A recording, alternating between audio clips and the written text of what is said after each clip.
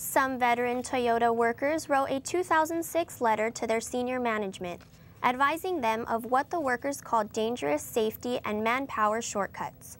The workers said Toyota was using the cuts to lower costs and boost production. In 2005, Toyota had recalled 5 million cars, which is 36% higher than the other companies. One veteran assembly line worker says the letter was ignored. Toyota officials did not confirm that they received the memo and did not immediately discuss it. A 5.9 magnitude earthquake has hit eastern Turkey. 51 people were killed in 5 villages and 34 were treated for injuries. Rescue teams and ambulances rushed to the villages where many people were found hurt. The damages left parts of Turkey with crumbled buildings.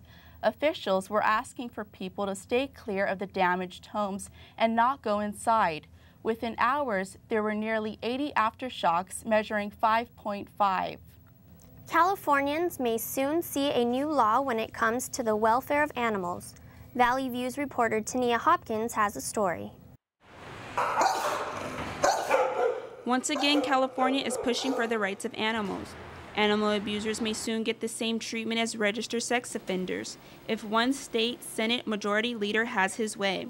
Dean Flores is proposing a new law that will create a national online animal cruelty database. If the new bill does pass, animal abusers will have to register with law enforcement and provide personal information. One employee of Blue Dog Ranch, a dog rescuing center, says this new law could keep animal abusers in check. I kind of go for it because a lot of people does abuse of having a pet in their home. They're not realizing it's a responsibility having a pet. Fellow colleague of Blue Dog Ranch says she believes animal abusers should be treated like sex offenders. I definitely think they should be registered in the same way that the child abusers do, where they come to the neighborhoods. As cars continue to pass by this local animal shelter, people inside are hard at work caring for unwanted pets of all kinds. A new report shows animal abusers are 5 times more likely to commit acts of violence against people. With many animal welfare groups supporting this new bill, many are still worried about the outcome. That's because this bill calls for taxes on pet food to help fund enforcement of the law. In Burbank, I'm Tania Hopkins for Valley View News. It's a huge building. It employs 300 people, and the city of Pacoima is happy to have it. It's a new Costco wholesale, and it's the 567th in the nation. Valley View's Andrea Solano visited the giant wholesaler on the day of its grand opening.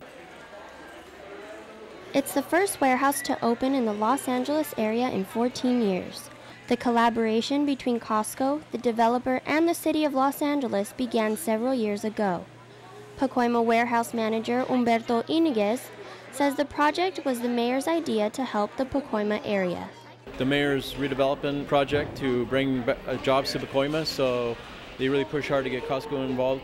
It was all about bringing jobs to Pacoima. Longtime Costco member Martin Powell also pointed out the advantages the community has with this new store. I'm glad it's here. I think it's going to help the community. This has been open ground here for quite a while. Price Pfister left and there was nothing here. So both this and the Lowe's, that brings jobs and commerce. The warehouse giant has more than 55 million members, and they don't expect it to stop there. Meat manager Pablo Vega says they've had great success on opening day alone. Currently we have a lot of members that have joined. Most of them are from the valley, from the Pacoima area. We have a lot of businesses that have joined. Food, clothes, camping gear, the warehouse offers a one-stop shop to all its members. Management and the city have high expectations for sales and membership sign-ups at this Pacoima location. In Pacoima, I'm Andrea Solano for Valley View News. Coming up next, the Lakers are on their longest losing streak of the season, and Los Angeles Dodger Russell Martin will probably miss some starting games. The Department of Child and Family Services held an open house celebrating mothers who were able to reunite with their children after being separated by social services. Valley View's Sean Wiseman was there for the reunion. The mothers in this room may know even more than most about just how special the bond is between a mother and her child. And for the mothers being celebrated at this Family Preservation Open House as part of Family Reunification Week, that connection is even more special. The open house honored several women who overcame drug addictions or other domestic issues to reunite with their children. Shailene Sarkeesian knows how hard being separated from one's child can be. I put myself in her shoes and like how she would feel, and that's what hurt me the most, was to think about what my little girl was thinking and how she was feeling and being neglected, why nobody loves her. Sarkeesian, a speed addict for 30 years, says she was separated from her daughter for a year and a half. She says that before she entered the program, her mindset wasn't ready to be the mother that her daughter needed. Angie and Israel Flan experienced just how hard it is to be separated from their mother. We went to foster placement 3 years ago, and my mom got reunited with her. She did anything as possible. She took her classes, and now she has us. My mom's a single parent, and I love her, you know. She's my mom. Social services intervened and separated the children from their mother, Frances, for a year. All of the women who were honored stressed the importance of sacrificing whatever pride they had to ask for help and relearn how to live their lives and interact with their children. The Family Preservation Program is designed to promote the safety and well-being of children and their families so that they are able to remain together in a safe and stable environment. The program offers weekly in-home visits, short-term individual therapy, and parenting classes along with other services to ensure that the family unit is able to stay intact. Family preservation coordinators say most of its participants are involved in the program for 6 to 12 months, and that once they graduate, they are put into contact with other supportive social groups. Representatives at the event say programs like family preservation are essential. These kids are being identified, and families that are being identified early on, so that we can really strengthen those family relationships that lead to healthy child development. For Sarkeesian, the mother who overcame her addiction to speed, the program gave her the compassion and help she needed to overcome her addiction and take control of her life. In Northridge, I'm Sean Weissman for Valley View News. Now here's Suzanne Tatoy with the latest in sports. Not many people can say they've hung out with a professional athlete. Valley View's Brett Teal reports on how some Los Angeles kids were able to get some sporting advice from a Super Bowl champ. Here at Birmingham High School in Van Nuys, basketball meets football. That's Steve Smith, wide receiver of the New York Giants. Smith is the founder of the Blueprint Basketball Camp for kids in the LA area. This free basketball clinic was held for players up to 18 years old and helped kick off Smith's year-long camp. Instead of catching bounce passes, Smith now spends most of his time in New York catching Hail Marys from Eli Manning. And New York may be his new home, but Smith says it was important to start a camp near his childhood home.